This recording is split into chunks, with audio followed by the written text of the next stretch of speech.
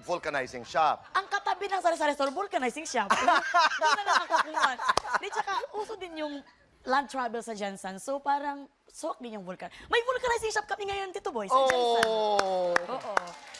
Pero parating sinasabi ko po yan, yung instinctive na sagot mo, nanggagaling talaga yan sa bahagi ng subconscious mo. That level below your conscious level, nanggagaling doon, kasi kwento mo eh. Yes. Tama, yung nung lumalaki ka siguro, katabi ng sari-sari store was a vulcanizing shop. Yes, Diba? that's So, why. pag tinatanong ka, nagsasabi ka ng totoo, mabilis, bahagi ng kwento mo. Oo. So, Kaya you made it. Na-catch agad ni Direk Pero Rory. wala sa iyong isipan na ikaw yung magiging grand winner. Wala sa isipan ko, Tito Boy, na matanggap Talaga? ako doon sa audition. Kay, ang number ko, 24,249.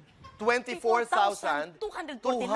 Hindi yan mawala sa isipan ko. 24,249. Paglabas tayo sa audition, 24,249 natanggap. Hindi ko nga alam ang number ko. Tara na, umalis na tayo. Huy,